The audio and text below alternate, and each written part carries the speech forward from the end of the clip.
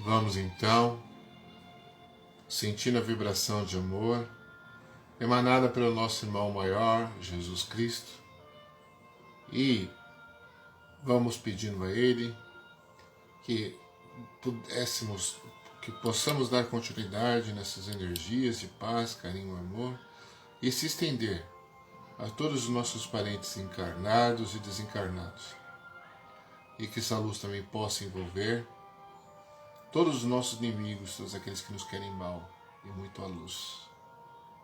E que se tiver algum deles perdido em nossas casas, possam ser encaminhados para a Casa Espírita Maria de Nazaré, para lá serem atendidos da melhor forma possível. Graças a Deus. Da mesma maneira, vamos pedindo ao nosso irmão maior que possamos ter força, coragem e determinação para darmos continuidade na nossa existência física e na nossa tarefa espiritual. Que possamos ter a resiliência necessária para vencermos os nossos desafios. Pedimos a Jesus também que essa luz possa envolver todos os nossos irmãos moradores de rua, que vagam sem ter uma cama, sem ter muitas vezes do que se proteger da chuva, do frio, que eles possam encontrar em seus caminhos uma mão amiga para lhe fortalecer espiritualmente e materialmente. Pedimos também uma luz muito especial pelos nossos irmãos que estão hoje na frente de trabalho, principalmente contra a Covid, ajudando a humanidade e o povo brasileiro a superar esse mal.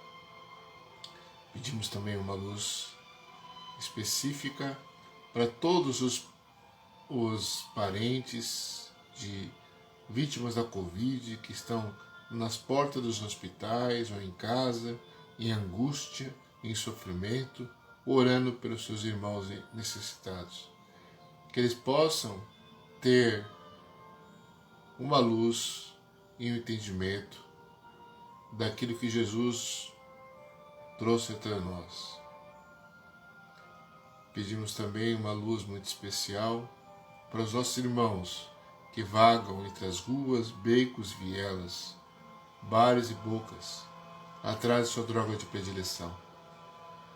E assim, vamos pedindo também por todas as religiões, todas as igrejas, todos os centros espíritas, e em particular a Casa Espírita Maria de Nazaré. E assim iniciamos os trabalhos de hoje com a oração que o Mestre nos ensinou.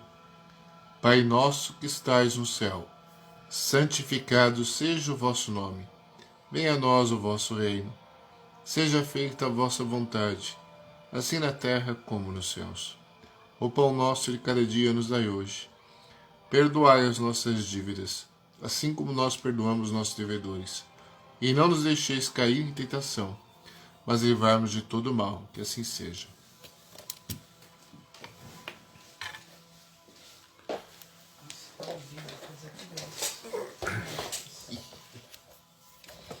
Desculpa a falha técnica aí, gente.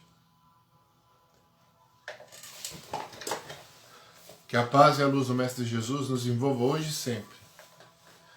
Olá, meus amigos, amigas, é um prazer, estamos aqui mais uma vez reunidos para falar sobre dependência química, sobre dependência e codependência química.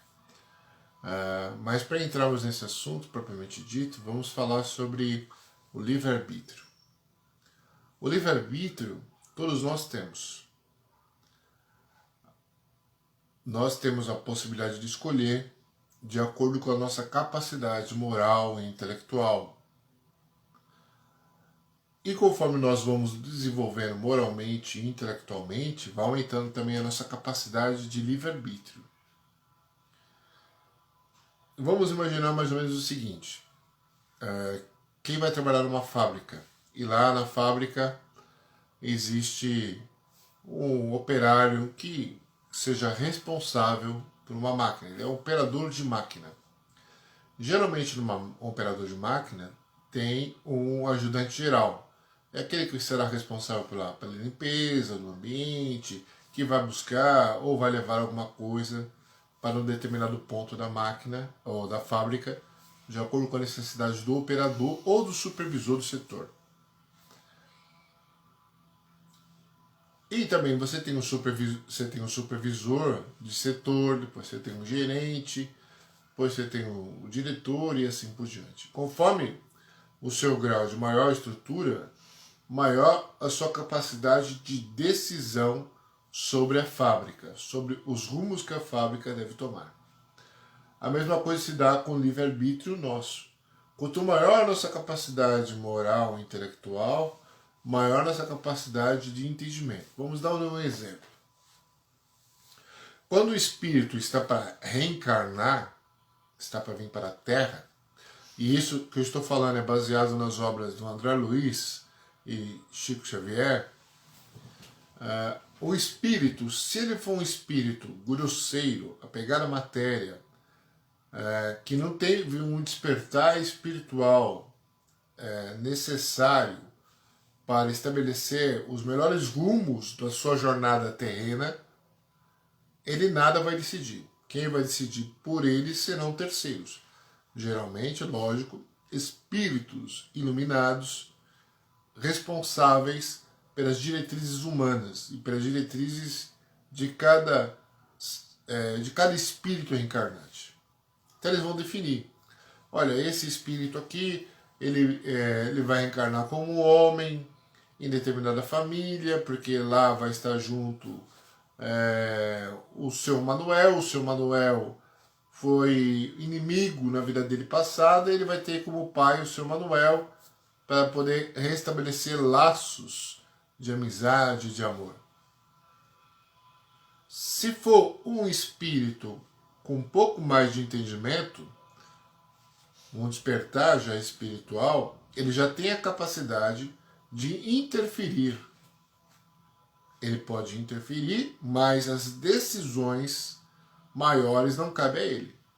Ele vai definir, olha, eu quero um corpo X, eu quero uma reencarnação Y, de acordo com a minha necessidade. Os espíritos responsáveis pelas diretrizes humanas aqui, pelo setor de reencarnação das colônias, vai falar assim, olha, de fato você precisa reencarnar como homem, que vai ser mais importante para o seu desenvolvimento, porém não é interessante você ter um corpo tão perfeito quanto você imagina.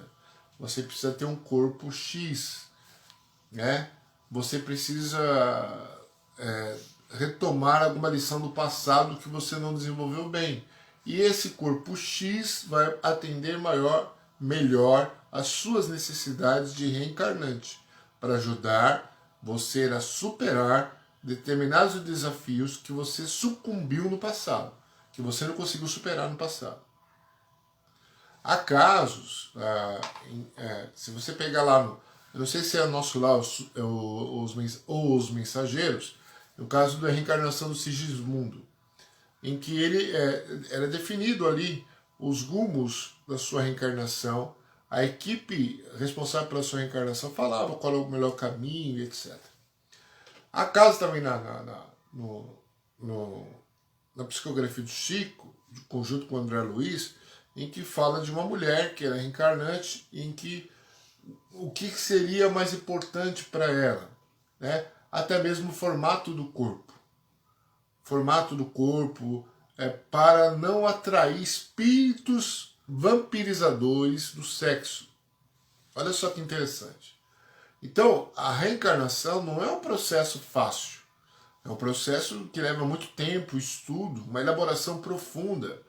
Quando o espírito está para reencarnar, há um trabalho árduo, digamos, de engenharia, de preparação do espírito. E o corpo, que vai estar lá, que o espírito reencarnante irá utilizar, levou muito trabalho para ser construído.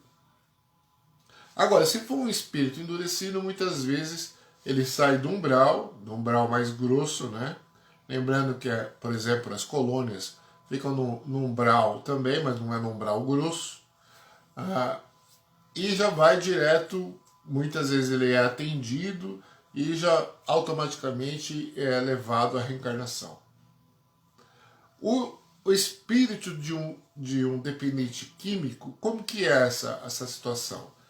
Depende das circunstâncias. Por exemplo, o espírito de um dependente químico, se ele for um dependente químico, aquele clássico mesmo, que morreu na dependência, em casos profundos de perda de controle, há casos em que até o perispírito perde a sua forma.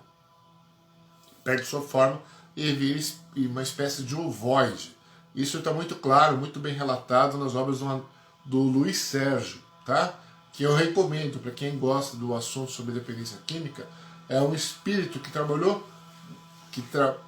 e deve continuar trabalhando muito bem sobre a questão da dependência química. Então ele fala dos espíritos dependentes que viraram ovoides, quer dizer, eles perdem completamente o autocontrole de si, por causa da dependência química, e perde sua estrutura do perispírito. Esses espíritos que perdem a sua formação original do perispírito, eles têm maior dificuldade até voltar no que era. E geralmente esses espíritos eles podem ter uma reencarnação bastante dolorosa até voltar ao normal. Porque assim, você tem o livre-arbítrio, você pode fazer o que você quiser. Se eu quiser cometer suicídio, por mais que a espiritualidade tente me ajudar e Jesus venha enviar seus emissários de luz para poder me ajudar qualquer outra pessoa que tenha essa ideia de suicídio, eu posso fazer, eu posso cometer. Se eu quiser matar alguém, eu tirar a vida de alguém, eu posso fazer isso também. Porém, isso nem tudo eu tenho liberdade de escolher, mas nem tudo me convém. Mas isso fica marcado. O espírito que perdeu sua forma original, do seu perispírito, se torna um ovoide, ele tem reencarnações extremamente pesadas. Né? Até poder voltar, porque o livre-arbítrio é assim. Você pode fazer o que você quiser, dentro da sua capacidade intelectual, moral, mas também você tem responsabilidade pelas suas ações. Perante esta situação, o espírito do dependente químico ele é responsável também pelas suas mazelas no futuro. Então, até mesmo reencarnar em condições precárias, tem um corpo material precário, porque vai estar de acordo com o seu entendimento, com o seu da necessidade do seu despertar espiritual. Isso acontece muito. Agora, por que eu estou dizendo isso no trabalho que é voltado de quarta-feira para dependentes e codependentes químicos? É simples. A vida aqui, ela é interessante. Ela tem o seu lado atraente. E uma das coisas que mais atrai o espírito, baseado no nosso grau de elevação espiritual, que é pequeno ainda, digamos comparado como se fosse de um adolescente, porque assim, no mundo, temos 5 tipos de mundo. O mundo primitivo, o mundo de provas e expiações, no qual nós nos encontramos, o mundo de regeneração, o mundo feliz e o mundo celestial. Olha, nós somos um mundo de provas e expiações. Por estarmos no mundo de provas e expiações, significa que a natureza dos espíritos aqui, encarnados aqui no planeta Terra, a maioria é de configuração adolescente ainda. Não tem um grande conhecimento espiritual, nem intelectual, nem capacidade moral. Contudo, nós, perante essa situação, nós temos a capacidade de decidir. E as nossas decisões vai provocar determinados tipos de efeitos na nossa própria vida, para o bem ou para o mal. E o dependente químico, que opta pelo mundo das sensações, porque aqui nesse mundo de provas e expiações, para nós espíritos ainda pequenos, ele nos chama mais atenção. Né? A sensação nos chama muita atenção. Então a sensação do comer, do beber, a sensação do prazer do sexo, tem essa muita importância para nós. O espírito de um dependente químico, apesar de ter todas essas escolhas e procurar o mundo de acordo com a sua vontade, os seus anseios, suas necessidades, porque aquilo lhe chama a atenção, ele vai provocar uma série de fatores negativos em sua vida. Um dos fatores negativos na sua vida é a solidão. Sim, a solidão. O dependente químico mesmo, aqueles que estão em casos mais avançados, porque tem vários níveis de dependência química, tá?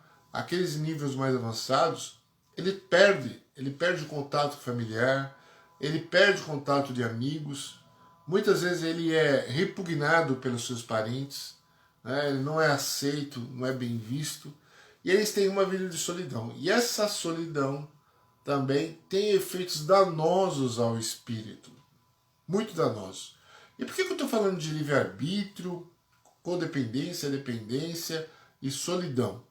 Porque é o seguinte, uma das coisas mais tristes para o dependente químico, por mais que ele tenha entendimento que ele é um doente, ele pode não ter coragem de aceitar esse termo, até brigar contra esse termo, né? Mas ele é um doente. E uma das coisas que essa doença leva é a solidão. E a solidão, quando a pessoa não tem com quem conversar, não tem com quem falar, trocar ideias, isso traz também transtornos mentais profundos para qualquer pessoa. Imagine para um dependente químico. E aí, a nossa responsabilidade como codependente, se você tem um parente dependente químico, é lógico que você tem que ser duro com ele. No duro não é no sentido de bater, maltratar, não é isso. No sentido de que você não pode passar a mão na cabeça. Ele tem que perceber que ele é doente, que ele tem problema. E você não vai resolver isso com violência ou com longos discursos. Às vezes, o melhor remédio para um dependente químico é a solidariedade. É o amor, o respeito. Então, você pode falar 200 horas lá no ouvido dele sobre dependência, como faz mal, que se você for espírita, você vai falar assim, olha, você é um suicida inconsciente, isso não vai voltar atrás, ele pode ficar até impactado com aquilo, com essa informação, né? Mas isso não vai mudá-lo. Mas o que pode provocar a mudança? É exatamente o diálogo, a conversa. É demonstrar para o dependente químico que você o ama, que não é a dependência química que vai fazer com que você se afaste dele. É lógico que você não vai viver a vida dele. Nem pode, não deve viver a vida do outro. Cada um que assuma a sua própria responsabilidade. Mas que ele tem que perceber que ele está sendo... tem alguém do lado para conversar. E às vezes o dependente químico ele já está cansado, ele sabe que está doente, que não consegue ficar sem a bebida ou sem a sua droga de predileção, mas ele não quer. E ele não precisa de pessoas ficar apontando todo momento para a ferida existente nele. Ele precisa muitas vezes de um abraço. Um abraço. Isto. Um abraço exatamente porque a dependência química leva à solidão. Porque quando a pessoa está na dependência química, a primeira coisa que as pessoas procuram fazer é conversar, orientar, falar, né? Olha, isso é uma falta de vontade na cara, falta de vergonha na cara, você deveria parar, etc, etc. Jogam milhões de pedras neles, mas não tem um espírito para poder abraçá-lo. O espírito que eu digo encarnado. Porque do ponto de vista do lado de lá, há sempre espíritos iluminados a nos resguardar, a nos auxiliar, né? E sempre está do nosso lado. Só que às vezes quando você está na dependência química, o seu tom vibratório cai tanto que você não consegue perceber esses espíritos, essas energias mais elevadas. Você pode até perceber e sentir dos espíritos menos esclarecidos. Então a nossa função é ajudar, dar um abraço amigo, assim como faríamos qualquer pessoa. Lógico que é difícil. Quando nós temos um parente dependente químico na nossa família, há uma raiva, há uma frustração, há uma vergonha.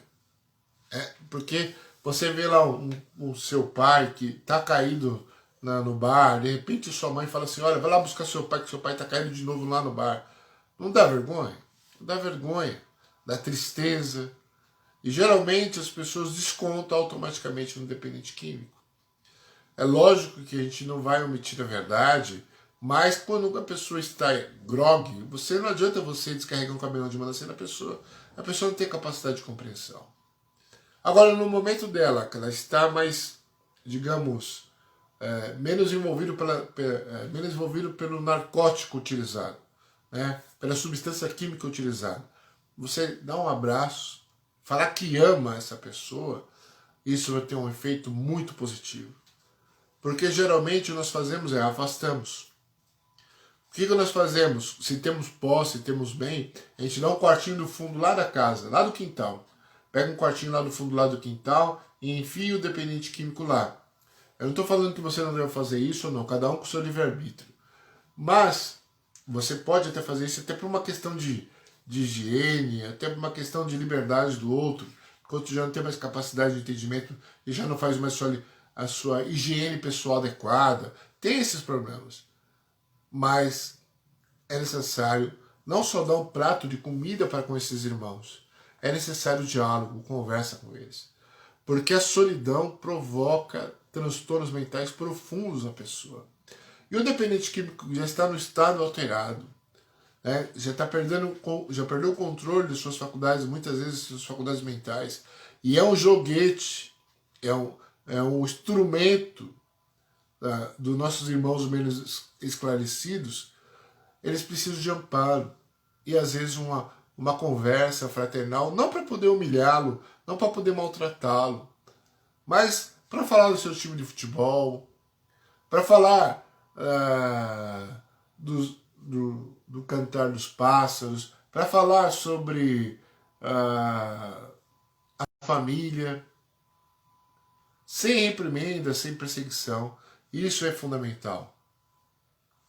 Que aí você está ajudando ele a recuperá-lo. E é importante isso. Para o dependente químico, ele tem que se sentir de fato como humano.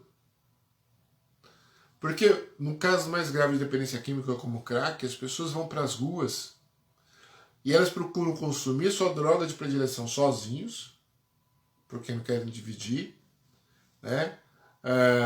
Procuram se proteger dos outros para não ser roubado. E eles ficam cada vez mais isolados da sociedade. Param de tomar banho, param de ter convivência com a família, vai morar na rua. Então como que é essa relação? Como que você muda essa relação? O que Jesus esperaria de nós nesse momento? É exatamente o espírito de fraternidade, de respeito, não de apontar e maltratar o outro, mas de ajudar a se levantar. E às vezes uma conversa fraterna com os nossos irmãos é fundamental. Ajuda. E aí eu peço licença um minuto para falar sobre a minha experiência.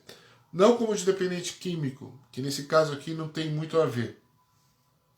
Mas quando eu entregava sopa de madrugada nas ruas aqui da região, de sexta-feira à noite, pelo Centro Espírita Paz e Luz Chico Xavier, não sei se ainda mantém esse trabalho ou não, mas é um trabalho muito importante.